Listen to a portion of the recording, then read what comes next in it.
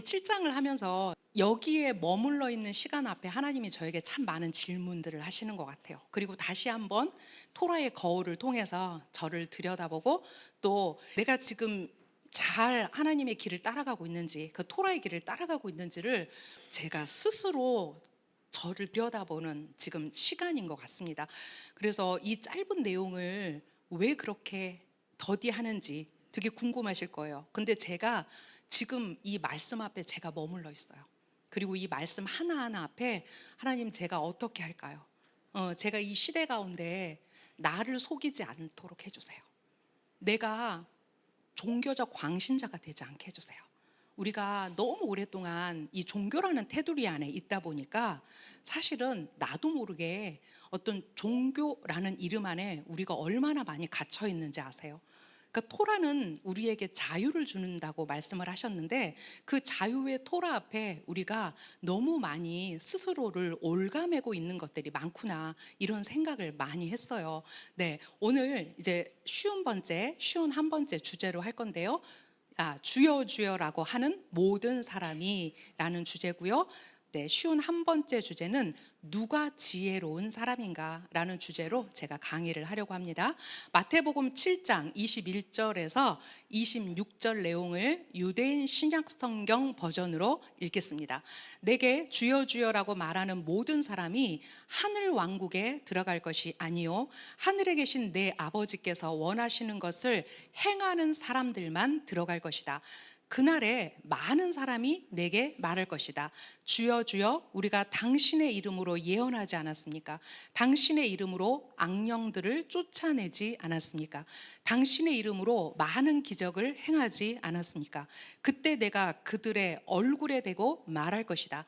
나는 결코 너희를 알지 못한다. 무법을 행하는 자들아, 내 앞에서 물러가라 라는 말씀입니다. 여러분, 과연 이 예수와의 말씀 앞에 이제 산상수훈을 끝내고 우리에게 하나님의 킹덤의 청사진을 가르치신 그분께서 이 말씀을 하실 때 과연 이 말씀 앞에 우리가 어떻게 서야 하는가? 우리는 얼마만큼 자기 자신을 기만하는 시대에 사는지, 우리는 얼마만큼 우리가 듣고 싶어 하는 것에만 우리의 귀를 열고 사는지. 하늘 왕국은 말쿠트 하샤마임입니다. 말쿠트 하샤마임, 그대로 번역하면 하늘 왕국이죠. 말쿠트가 왕국이고 하샤마임이 하늘들이라는 뜻입니다.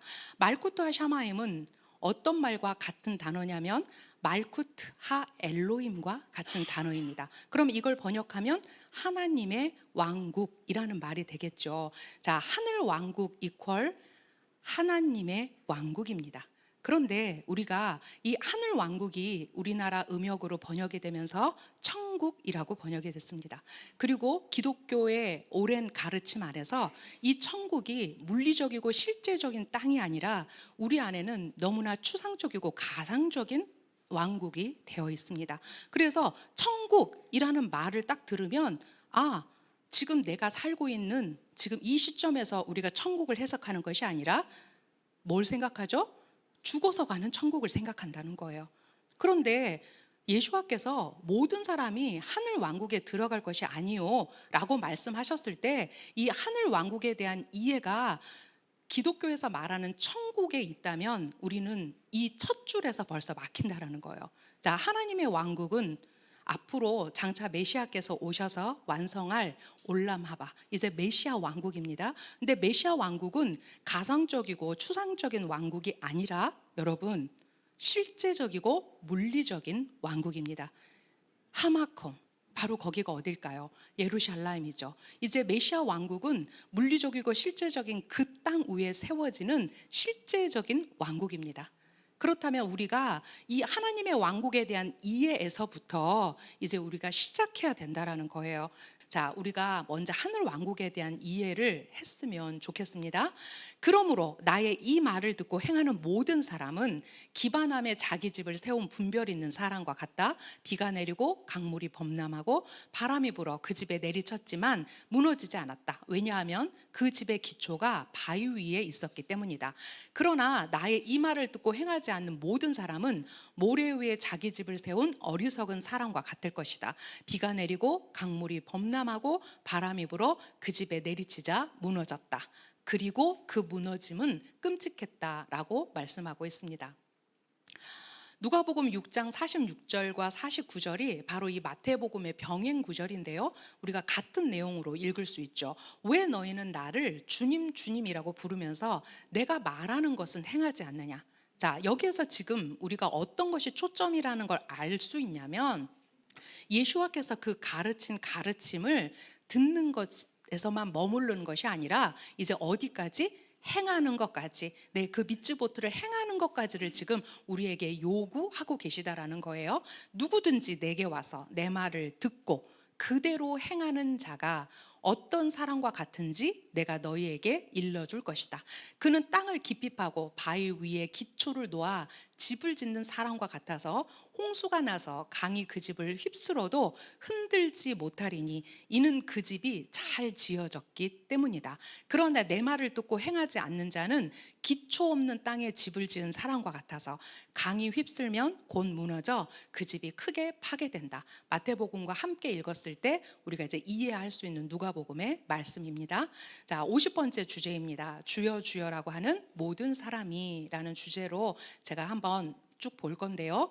말씀을 다시 한번 읽겠습니다. 내게 주여 주여라고 말하는 모든 사람이 하늘 왕국에 들어갈 것이 아니요 하늘에 계신 내 아버지께서 원하시는 것을 행하는 사람들만 들어갈 것이다. 저는 이 마태복음을 준비하면서 지금 우리가 이 시즌에 읽고 있는 신명기의 말씀들과 많이 오버랩이 됐습니다. 오늘도 우리가 이제 레에서 또 지난주 에케브에서 그 복과 저주를 우리에게 말씀하셨을 때 그것이 무엇이 베이스로 되냐면 바로 내 말을 듣고 행하면 그것이 복이라 말씀하셨고 내 말을 듣고 행하지 않으면 그것이 저주라 말씀하셨잖아요. 이게 지금 어떤 이 말과 계속 저의 귀에 오버랩돼서 들렸냐면 바로 그 모세가 이제 신명기 안에서 그 이스라엘 백성들과 함께 가나안 땅에 들어가지 못하는 그 아비의 마음으로 그 자녀들에게 가르치는 그 애절한 마음이 마치 우리 랍비이신 예수와의 마음이구나. 이제 예수와께서 그 산상수훈을 마치시면서 그들에게 무엇을 부탁하고 계신가? 이것이 바로 그 선지자로 오신 이제 한 선지자로 오신 그 예수와의 목소리였구나. 이것이 계속해서 제 마음 안에 들었습니다. 마태복음 5장 17절에서 20절에 이렇게 써 있죠. 내가 토라나 예언서를 폐하러 왔다고 생각하지 마라. 폐하러 온 것이 아니라 이루려고 왔다. 자, 우리는 그동안 토라, 예언서, 율법은 폐해졌다. 자, 이런 어떤 기초 위에서 지금 브릿하다샤 신약을 보고 있다면 우리는 가장 기본 베이스 없는 정말 단단한 암석이 아닌 모래 위에 집을 짓는 그런 격이 될 겁니다. 예수와는 분명히 뭐라고 말씀하셨냐면 여기에서 토라는 하토라입니다. 우리가 알고 있는 5개의 토라를 말합니다. 자, 예언서는 느빔입니다. 이제 이 토라를 확장해서 그 시대 가운데 그 선지자들의 목소리를 담고 있는 이 예언서가 예수와 당신을 말씀하시는 것. 우리가 아까 우리 차쌤이 토라 포션 시간에 그 얘기 하셨죠. 그 성경 안에 바로 내가 마시아임을 그분께서 마시아임을 증명하는 모든 내용이 다 있다. 그들에게는 브리타다샤가 없었어요. 그 당시에 여러분 가장 먼저 쓰여진 브리타다샤는 AD 65년에 쓰여진 갈라디아서예요. 우리가 읽고 있는 사복음서라고 말하는 마태, 누가, 마가, 요한 이런 복음서들이 거의 70년, AD 70년부터 100년 사이에 쓰여졌단 말이에요. 그렇다면 그 당시에 제자들이 토라, 성경이라고 말하고 또 예수와께서 성경에 나를 증명하는 이런 말씀을 하셨을 때 그건 다 뭐냐면 바로 우리가 지금 예수와께서 말씀하신 하토라, 하느비임 바로 그 내용들이라는 거죠. 근데 내가 그것들을 폐하러 온 것이 아니라 어떻게 하려고? 이루려고 왔다라는 거예요. 자, 이루려고 왔다라는 것은 완성하는 거죠. 충만하게 하는 거죠. 왜냐하면 이제 예수와는 그 토라의 첫 장 안에서 토라를 완성시킬 선생님으로 오셔서 우리에게 그 토라가 가지고 있는 정수가 무엇인지를 이 산상수훈을 통해서 말씀하고 계세요. 자, 이 말씀이 지금 어디에 써 있는 말씀이냐면 이제 마태복음 5장 17절에서 20절 말씀이니까 그 앞에 뭐가 있어요? 복 있는 자가 누구인가? 에 대해서 쭉 말씀하신 다음에 이 얘기를 하셨단 말이죠. 자, 아멘. 내가 너희에게 말한다. 하늘과 땅이 사라지기 전에는 토라의 1점이나 1획도 없어지지 않고 다 있을 것이다. 그러므로 누구든지 이 계명 중에 가장 작은 것 하나라도 어기거나 그렇게 사람을 가르치는 자는 하늘 왕국에서 가장 작다고 불릴 것이고, 누구든지 이를 행하며 가르치는 자는 하늘 왕국에서 크다고 불릴 것이다. 내가 너희에게 말한다. 만일 너희 의가 서기관들과 파르시인들보다, 바리새인들보다 더 낫지 않으면 결코 하늘 왕국에 들어가지 못할 것이다. 이제 예수와의 가르침 안에서 우리가 그분이 가르치시는 미츠보트, 이 계명을 우리가 그 계명 앞에 어떻게 서야 하고, 우리가 그 계명을 우리 안에서 우리의 자유 의지를 들여서 어떻게 할락할지, 우리가 그것을 어떻게 따라야 할지를 지금 말씀하고 계시다는 거예요. 로마서 2장 13절은 이렇게 말합니다. 하나님께서 의롭다고 여기시는 사람은 단순히 토라를 듣는 사람이 아닙니다. 오히려 하나님께서 보시기에 의롭게 될 사람은 토라가 말하는 것을 행하는 사람입니다. 예수와의 가르침뿐만 아니라 우리가 오늘 읽은 신명기의 모세의 가르침뿐만 아니라 이제 그 제자들의 가르침 또한 우리가 토라를 어떻게 행해야 하는지에 대한 그 많은 실제적인 이야기들이 이 바울의 서신서 안에 얼마나 많은지, 우리가 그것들을 그동안 얼마나 놓치고 읽었는지 다시 한번 읽으면서 그 미츠보트들이 어떻게 행해주고 있는지를 이제 우리가 실제로 봐야 될 우리의 숙제입니다. 네, 토라를 행동으로 옮겨라. 우리 한국 사람들은 그런 게 있어요. 마음이면 되지. 내가 레보나를 엄청 사랑해요. 근데 레보나가 본인이 내가 레보나를 사랑하는지 어떻게 알아요? 행동으로. 그리고 말로. 그죠? 레보나 잘 잤어? 내가 전화해서 잘 잤어? 왜? 잠을 잘 못 자는 사람이니까. 오늘은 잘 잤어? 이러면 내가 레보나에게 내 사랑을 표현하는 거예요. 근데 우리는 그 감정을 표현하는 것에 대해서 굉장히 타박받고 자랐어요. 남자가 울어? 어디서 울어? 그죠, 장로님? 내가 기쁜 거를 어떻게 표현해? 우리는 그러다 보니까 사실 신앙 안에서도 그게 갇혀 있는 거 아세요? 정말 우리의 문화 자체가요, 우리가 하나님과의 관계 안에서 우리가 어린아이처럼 그분 앞에 서는 걸 막아요.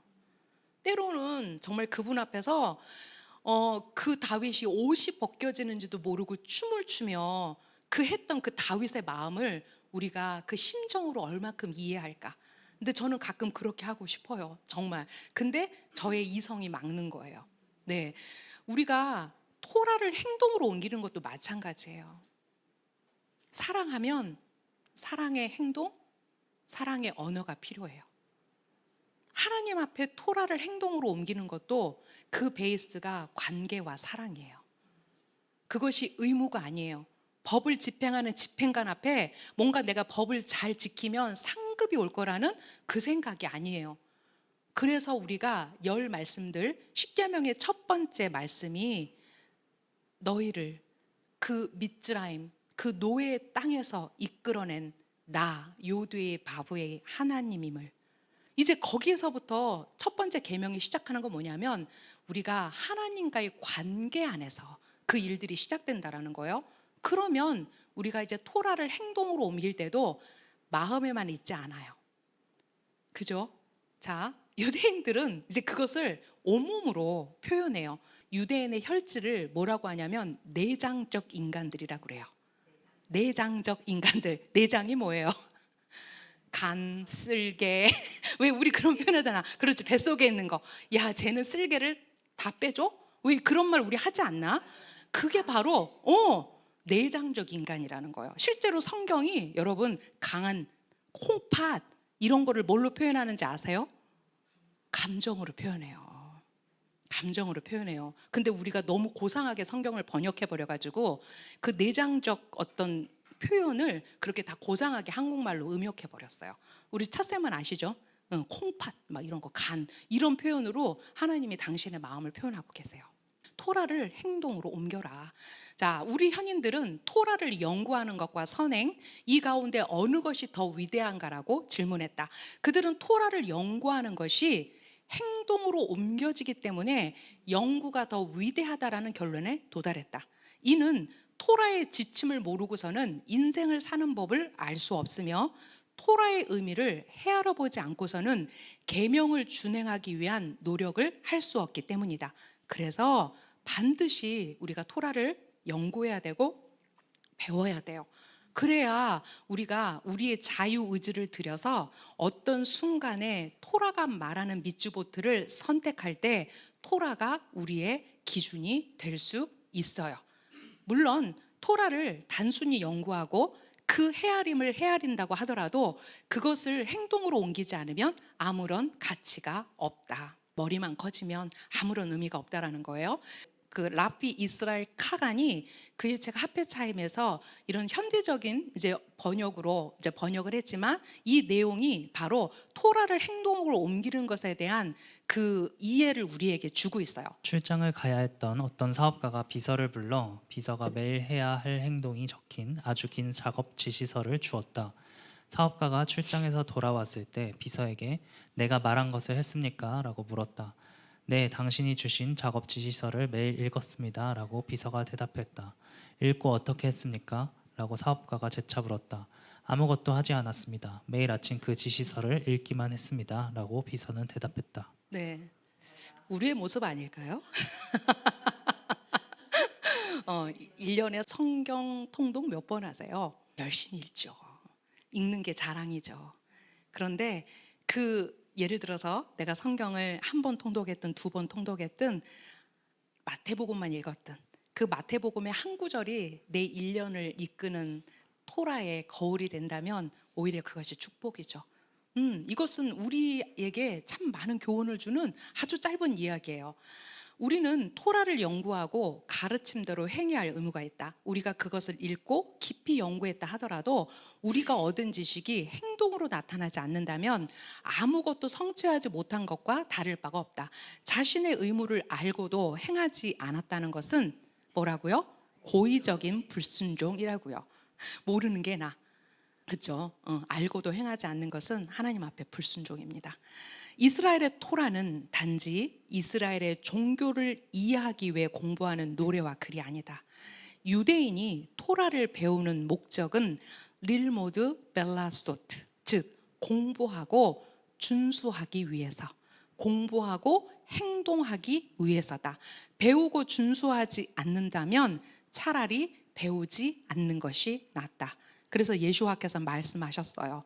너희가 선생의 자리에 앉지 말라고. 왜? 그 선생의 자리가 얼마나 부담스럽고 무거운 자리인지, 많은 것을 가르칠 수 있으나 그 선생이 행하지 않으면 제자들은 아무것도 배울 수 없어요. 랍비 데이비드 호프먼의 이야기입니다.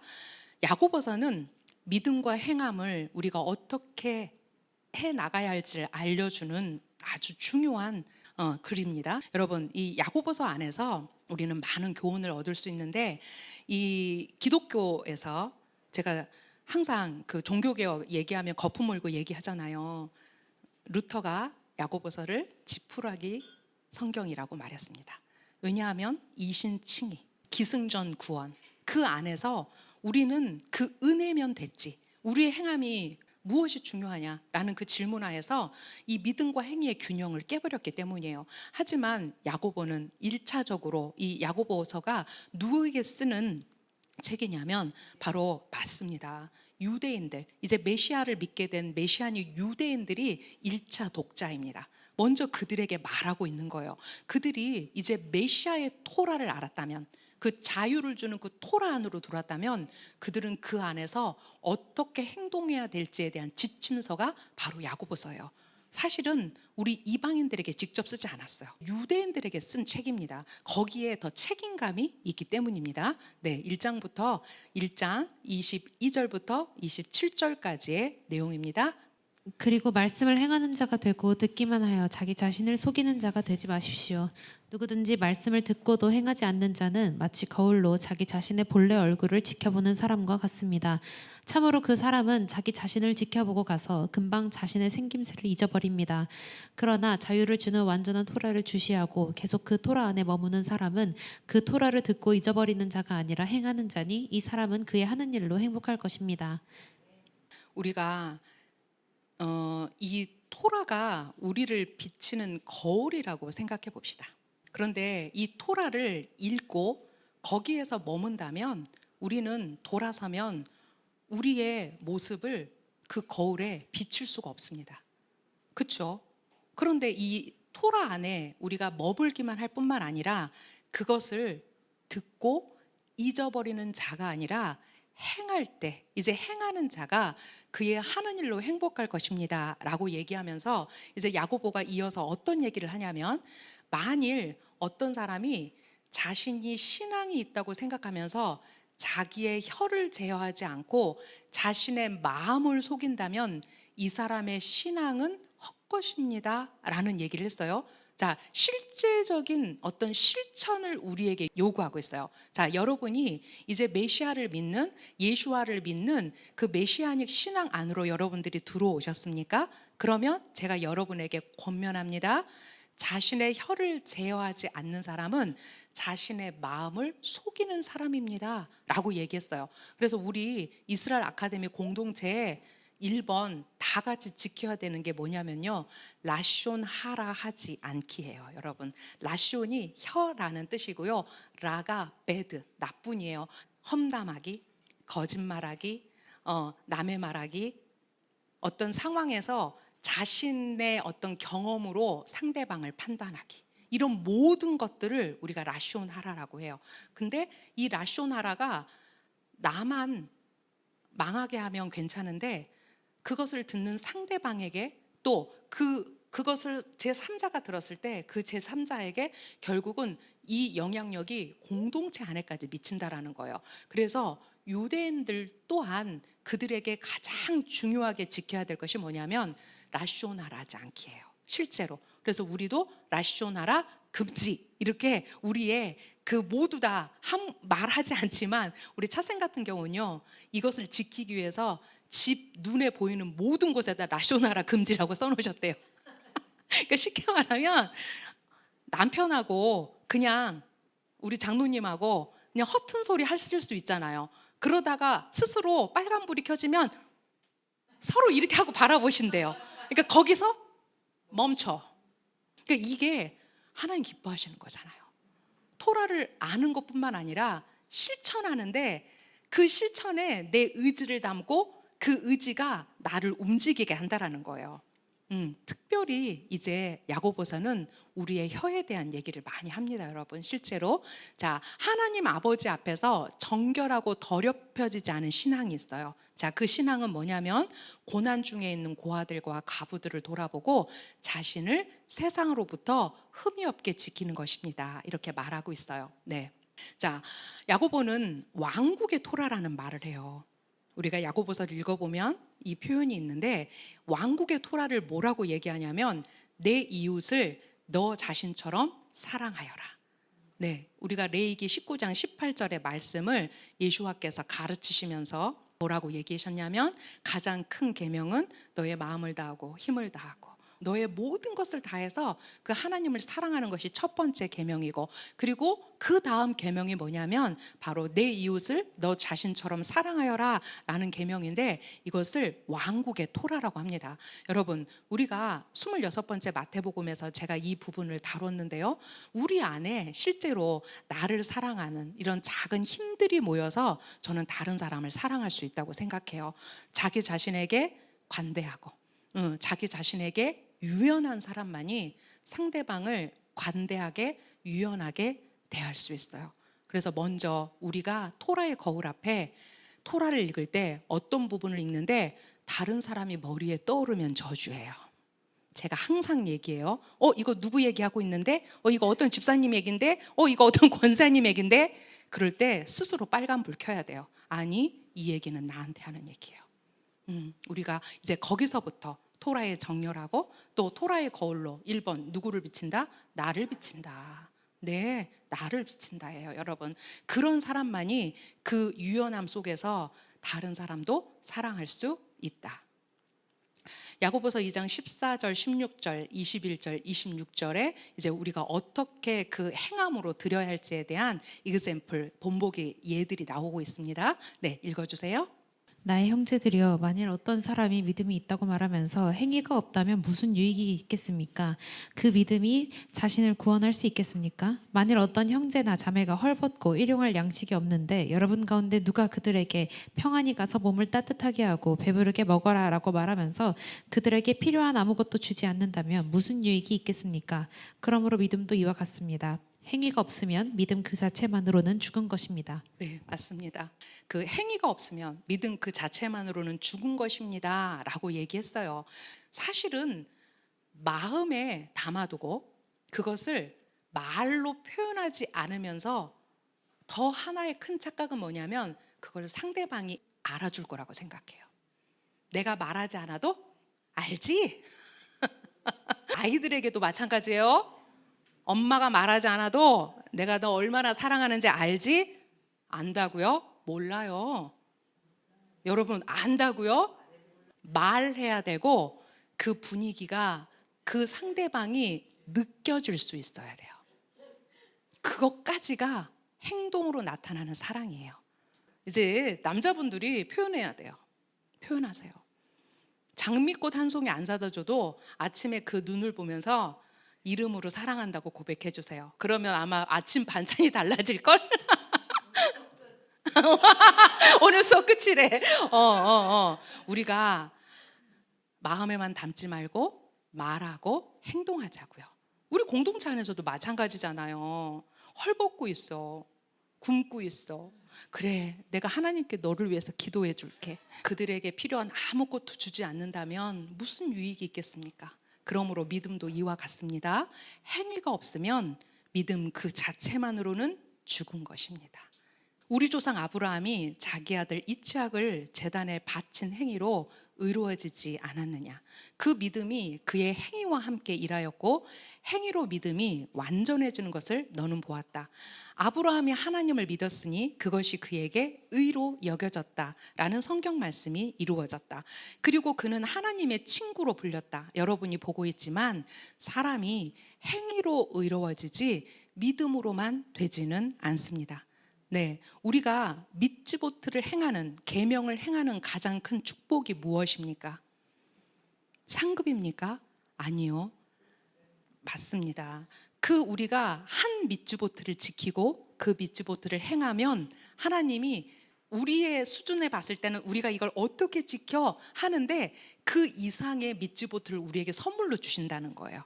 우리가 그 작은 행위 하나, 그냥 작은 행동 하나가 그냥 하나님 앞에 그 토라 앞에 내가 yes 하면 그 믿음 이상으로 우리가 그 행위를 할 수 있는 그 미츠보트를 한 단계 올려서 우리에게 하나님이 선물처럼 주신다는 거예요.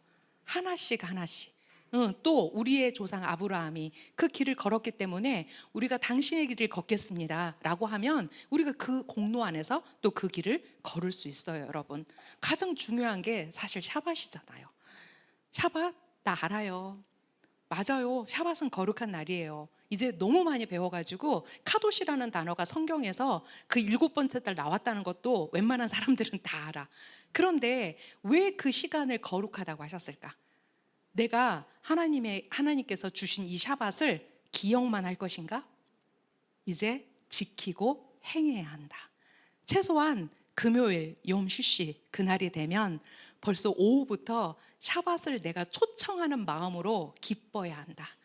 그리고 그 촛불, 2개의 촛불에 송축을 하면서 그 촛불을 켤 때 내가 대한민국에서 1번으로 촛불을 켰을 거야 이런 상상을 하면서 하나님이 얼마나 이 촛불을 송축하는 이 샤밧을 선포하는 나를 기뻐하실까. 저는 그래서 항상 제가 촛불을 켜고 지금 이 시간 촛불을 켜는 모든 여인들에게 복 주십시오. 항상 그 기도를 제가 하거든요. 여러분, 우리가 기억했으면 지켜야 되고 이제 지키면 우리가 행할 수 있는 힘을 하나님께서 우리에게 주세요. 네. 자, 마찬가지로 창녀 라합도 사신들을 맞이하고 다른 길로 그들을 내보낸 행위로 의로워지지 않았습니까?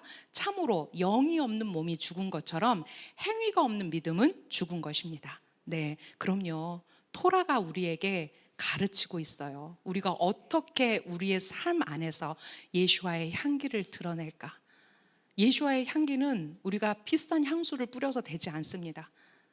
우리 안에 그 토라의 말씀이 실제적으로 아바크되어서 그 말씀대로 살려는 나의 의지가 드려질 때, 우리의 자유 의지를 들여서 이제 그 복과 저주 앞에서 내가 토라의 거울 앞에 비쳐 그것이 나에게 하나님의 복이 되고 하나님의 의가 되도록 우리가 그것을 선택할 수 있는 힘은 이 우리의 믿음과 우리의 행위가 서로 균형을 이루었을 때, 하나님은 하나님이 모든 일을 다 하지 않으세요.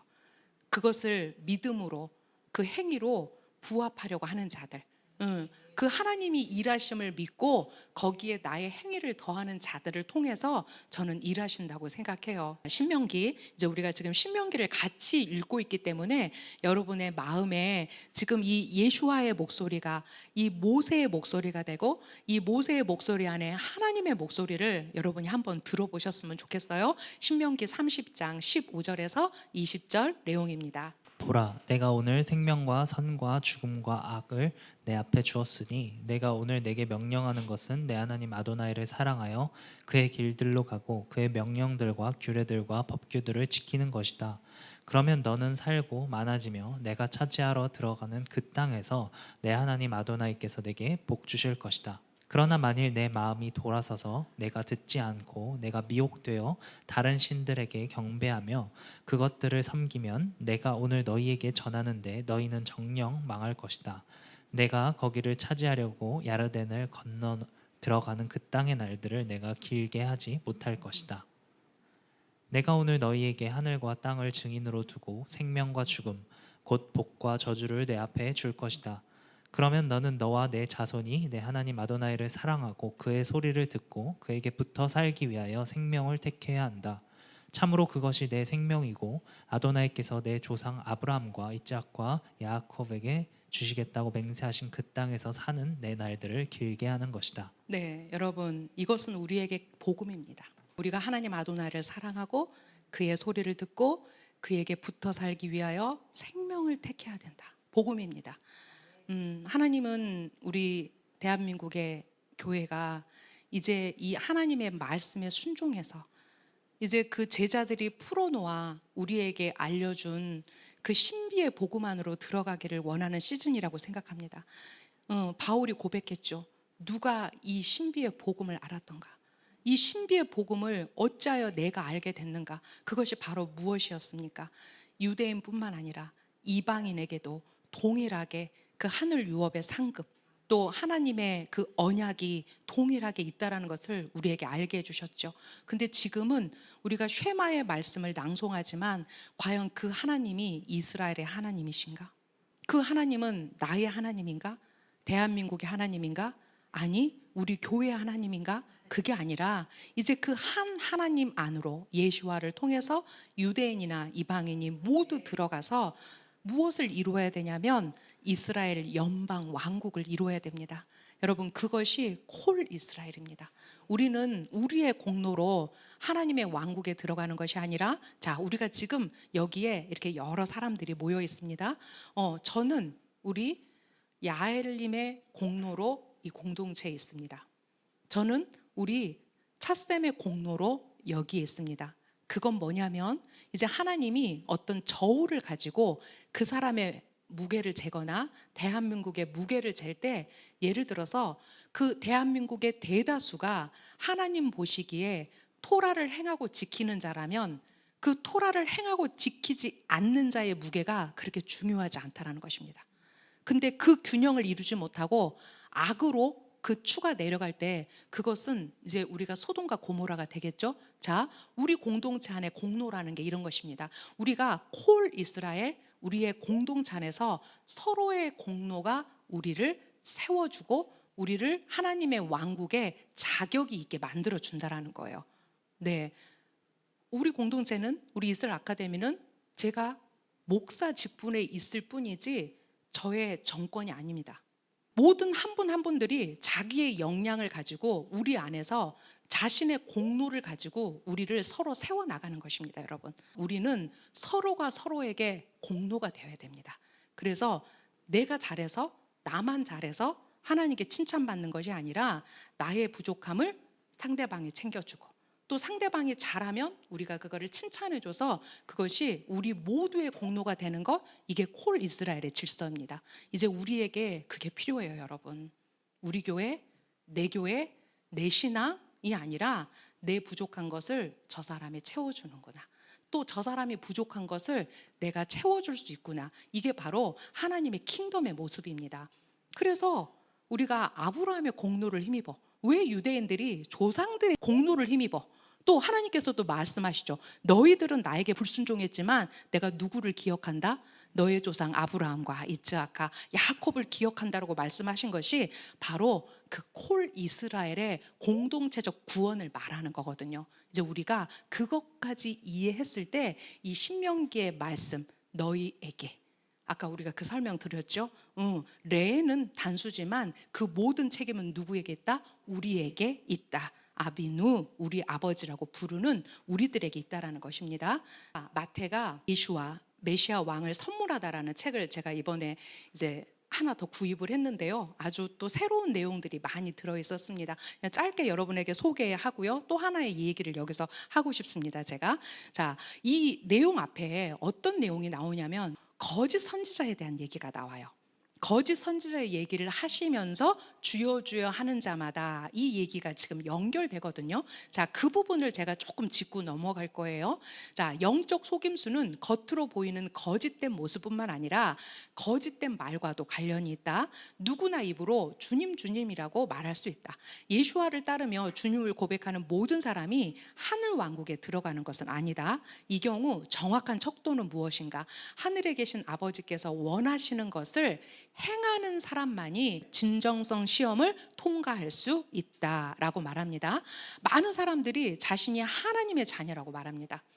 제가 지난번에 얘기했죠. 나는 지금 좁은 길을 가고 있어. 다 그렇게 생각할 거라고. 그죠? 그것처럼 우리는 모두 다 하나님의 자녀라고 생각해요. 그들은 심지어 예수와의 이름으로 많은 놀라운 일을 했다고 주장할 수도 있어요. 주여 주여, 우리가 당신의 이름으로 예언하지 않았습니까? 당신의 이름으로 악령들을 쫓아내지 않았습니까? 당신의 이름으로 많은 기적을 행하지 않았습니까? 이렇게 말할 거라는 거예요. 이 시대 가운데도 있죠. 귀신을 쫓아내고 많은 기적을 행하는 것은 참으로 인상적인 일이다. 그러나 메시아께서 말씀하셨어요. 나는 절대로 너희를 알지 못한다. 무법을 행하는 자들아, 내 앞에서 물러가라 라고 말씀하셨습니다. 우리가 사내들인 90A에 보면 오늘 우리가 신명기에서 읽은 말씀을 이해할 수 있는 부분이 있는데, 오늘 우리가 신명기에서 어떤 말씀을 읽었냐면요, 거짓 선지자들에게 어떤 능력이 부여되는지에 대한 이야기가 나왔어요. 내 가운데 예언자나 꿈꾸는 자가 일어나서 내게 표징과 이적을 줄 것이다. 그가 내게 말한 그 표징과 이적이 오고 그들이 내가 알지 못하는 다른 신들을 따라 우리가 가서 그들을 섬기자라고 말해도 너는 그 예언자의 말이나 꿈꾸는 자를 듣지 말아야 한다라고 얘기했죠. 우리가 타나크의 내용을 봤을 때 거짓 선지자에게 뭐가 나타날 수 있다? 이적이 나타날 수 있다. 실제로 기적 행함이 나타날 수 있다라는 거예요. 우리가 이 시대 가운데 얼마나 속고 있는지 몰라요, 여러분. 실제로 그래요. 바라이타에서 랍비 요세하 갤릴리가 다음과 같이 말했다고 한다. 토라는 우상 숭배의 정신의 깊이와 그것이 나타내는 위험, 그리고 그 이념의 유혹을 확인했다. 지금 제가 신명기를 읽어드렸어요. 실제로 토라에서 이런 얘기를 하고 있어요.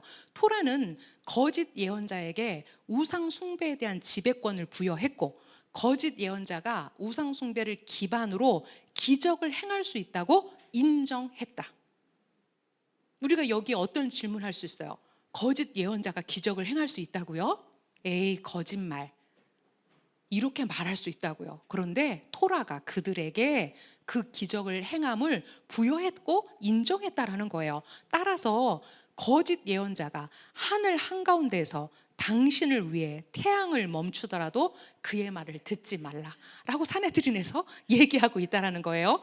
자, 랍비 요세하 갤릴리는 토라가 우상 숭배의 본질과 그로 인한 위험을 깊이 이해하고 있으며 우상 숭배가 가지는 유혹과 그 이념의 잠재적 위험을 명확히 인식하고 있다는 점을 강조한다. 토라는 거짓 예언자가 우상 숭배를 통해 기적을 행할 수 있는 가능성을 인정한다. 여러분, 정신 바짝 차려야 돼요. 믿는 자들 또한 거기에 넘어가요. 우리가 예수와의 빛 안에, 하나님의 영 안에 조명받지 못하면 우리도 그 기적 앞에 넘어갈 수 있어요. 그렇기 때문에 랍비는 거짓 예언자가 하늘 한가운데에서 태양을 멈추는 등의 기적을 행하더라도 그의 말을 믿어서는 안 된다고 경고한다. 즉 그들의 기적이 아무리 인상적일지라도 그들의 가르침이 우상 숭배에 기초하고 있다면 그들은 거짓 예언자임을 명심해야 한다. 저는 이번에 하나님의 시간 강의를 준비하면서 이제 하나님 시간이 없습니다. 시간이 없습니다. 이제 이 대한민국의 교회를 언제까지 여로보암의 죄 앞에 두시렵니까? 그 시간을 바꾼 죄, 그 하나님의 하마콤인 예루살렘이 아니라고 말한 죄, 거짓 예배자들을 세운 죄 앞에 이 한국교회가 자유롭지 못합니다, 여러분. 이제 우리가 그 하나님의 시간 안에 정렬돼서 그 시간에서부터 찾아가야죠. 이제 그 잃어버렸던 하나님의 시간을 찾아가야죠. 하나님의 샤밧을 찾고 그 샤밧의 머리를 회복하면 이제 그 다음에 우리가 절기를 찾을 수 있어요. 그러면 그 1년의 사이클 안에서 뭐를 찾을 수 있냐면 하나님의 타임라인을 볼 수 있어요. 그래서 여기저기서 메시아가 왔어, 야 이제 곧 메시아가 오실 것 같아 라는 이런 풍문에 우리가 귀 기울이지 않아도 된다라는 거예요. 게다가 하나님의 시간을 알면 우리가 준비할 수 있어요. 메시아께서 지척에 오셨어요. 그런데 자고 게으르고 내 맘대로 방종해서 살 수 있는 사람은 하나님의 백성이라면 단 1명도 없어요. 우리가 그 시간이 우리에게 얼마든지 인식된다면 올해 안 오셔도 돼요. 내년에 오셔도 돼요. 더 감사해요. 왜? 내가 그만큼 더 정결하고 준비될 테니까, 여러분. 그죠? 우리가 이제 그런 것들 앞에서 하나님의 시간에 정렬돼야 돼요. 제가 정말 강의를 잘 준비해서 많은 사람들의 귀가 열리도록 하고 싶고요.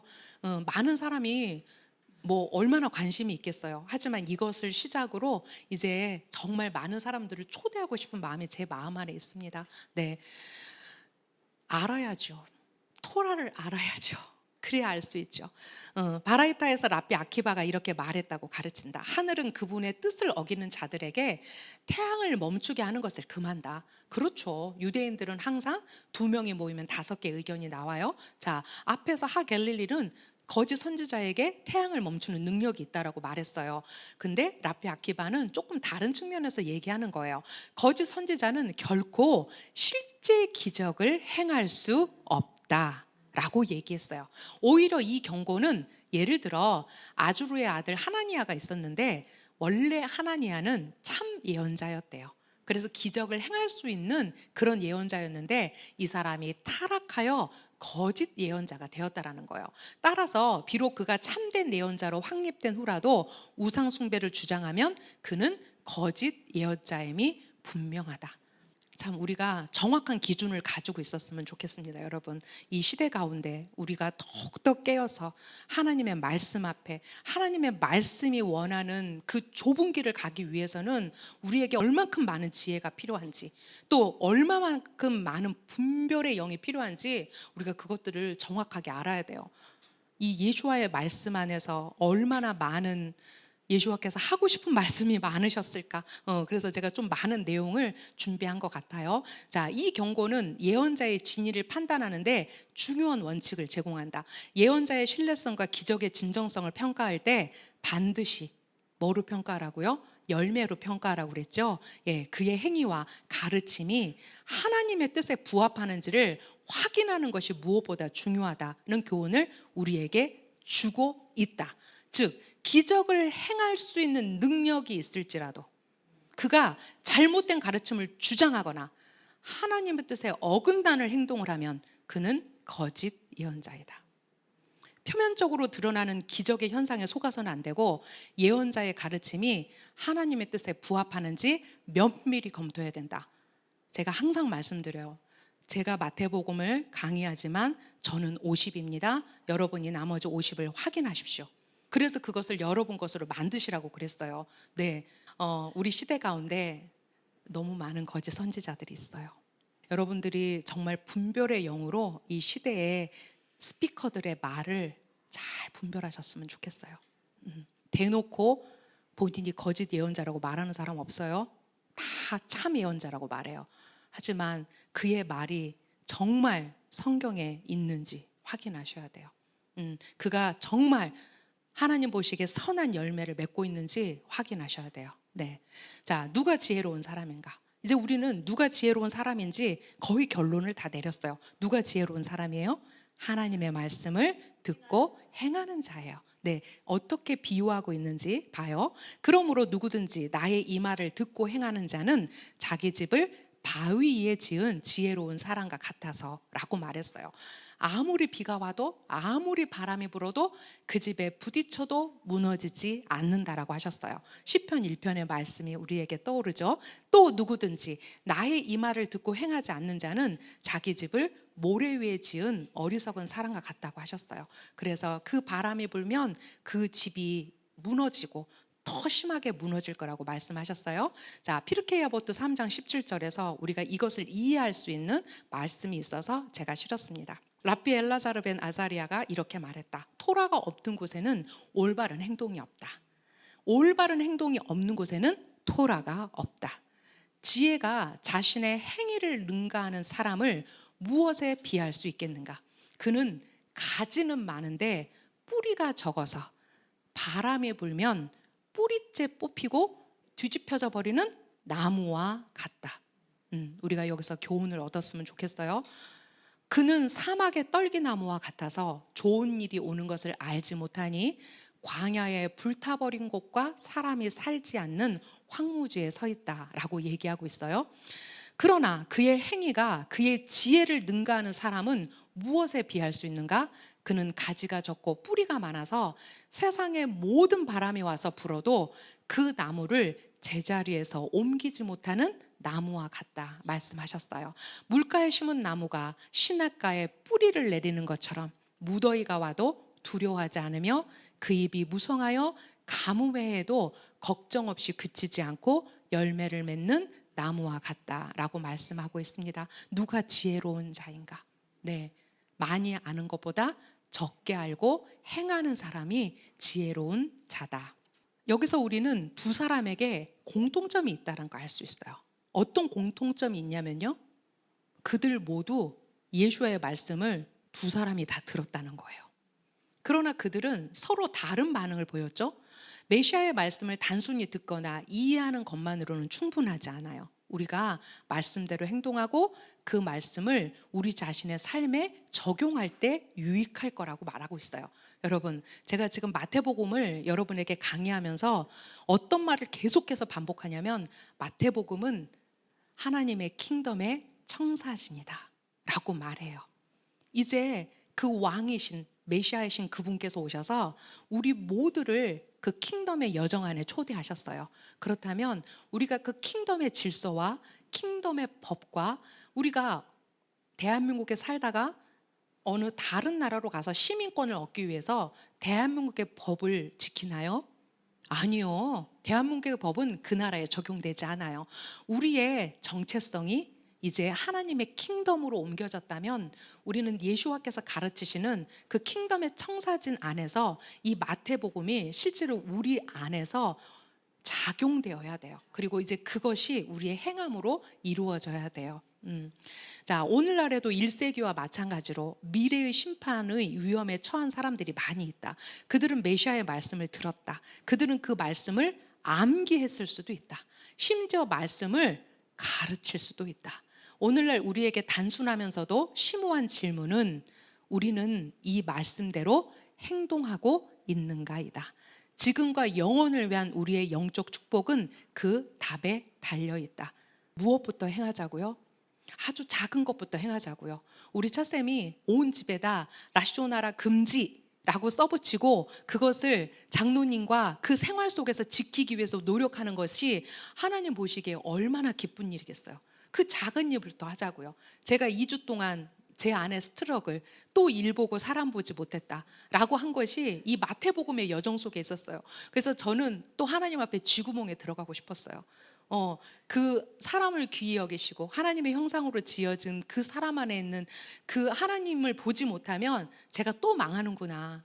그런 여정 속에 또 마태복음의 그 행함에 대해서 제가 생각했거든요. 네, 이제 마지막 구절입니다.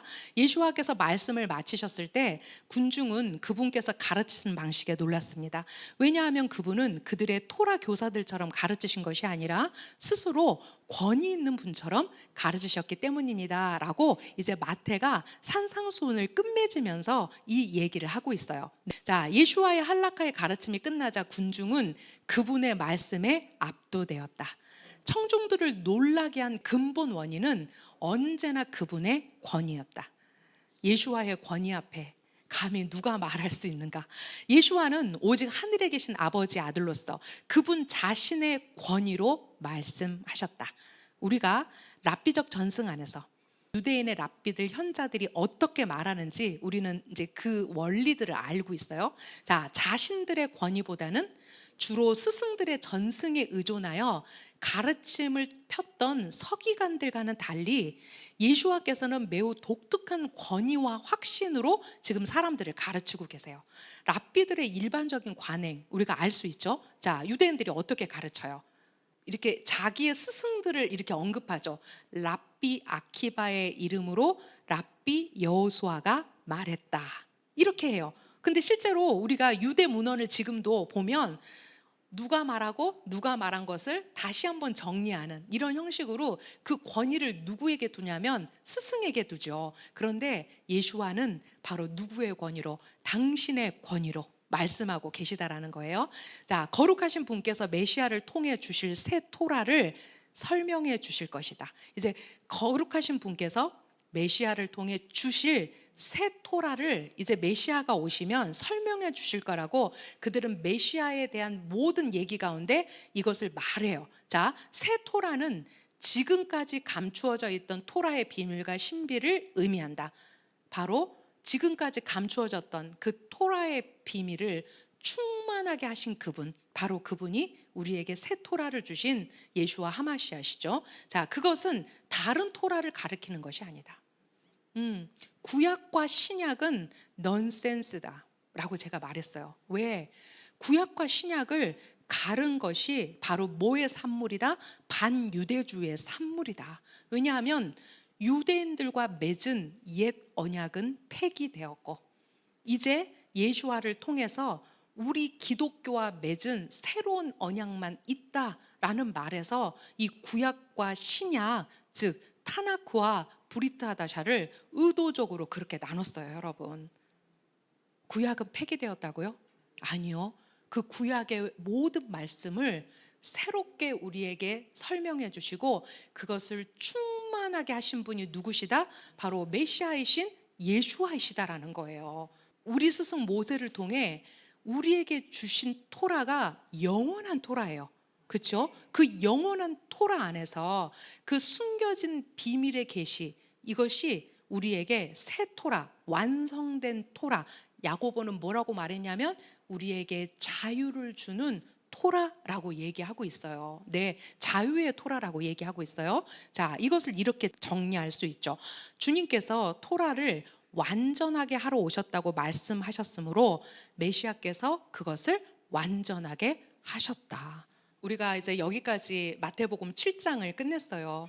네, 1장 1절 이제 톨도트부터 시작해서 이제 7장까지의 내용이 끝났는데 이제 앞으로 또 몇 개의 주제를 가지고 제가 마태복음을 이제 할지 모르겠는데 아마도 제 스케줄상 9월 달에 많이 하면 한 번, 많이 하면 한 번이에요. 시간이 도무지 이게 제가 해보려고 했는데 안 나더라고요. 많이 하면 한 번이고 아마 이제 그 다음 마태복음 강의가 9월에 없으면 제가 이제 10월로 넘어갈 것 같습니다.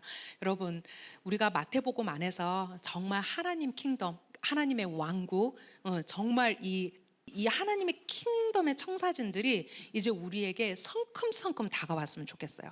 이제 이것이 문자로 있는 것이 아니라 그 하나님의 아들을 통해서 이 토라의 빛을 비추시는 이 조명이 정말 우리의 삶에서 실제적으로 있었으면 좋겠어요. 네, 그것이 저의 이 마태복음 7장을 끝내는 산상수훈을 끝내는 저의 마음이고 또 이 마음이 모두 여러분의 마음이었으면 좋겠습니다. 네, 기도하고 마치겠습니다. 이스라엘 하나님 감사합니다. 하나님, 우리가 지혜로운 자가 되기를 주님 앞에 다시 올려드립니다. 하나님, 우리가 토라를 듣고 그 토라 안에 머무는 것이 아니라 우리가 토라를 지킬 수 있는 그 분위기를 만들 수 있는 사람들이 먼저 되게 해주십시오. 우리가 이 샤밧의 시간을 기억하고 이 샤밧의 촛불을 켜고 또 할라를 굽고 또 가족들을 위해서 음식을 준비하는 이것이 하나님, 우리가 이제 우리가 경험할 그 우리가 앞으로 경험할 이제 새로운 올 세상 올람 하바의 60분의 1이라고 말씀하셨습니다. 하나님, 우리가 그 60분의 1을 체험할 때마다 하나님의 나라를 꿈꿀 수 있는 그런 작은 순종이라고 생각합니다. 우리가 알았다면 행하게 해주시고 이제 우리가 그 행함으로 서로에게 공로가 될 수 있는 그런 사람들이 되게 해주십시오. 그렇게 하실 이스라엘 하나님을 찬양합니다. 베셴 예슈아 하마시아 아멘.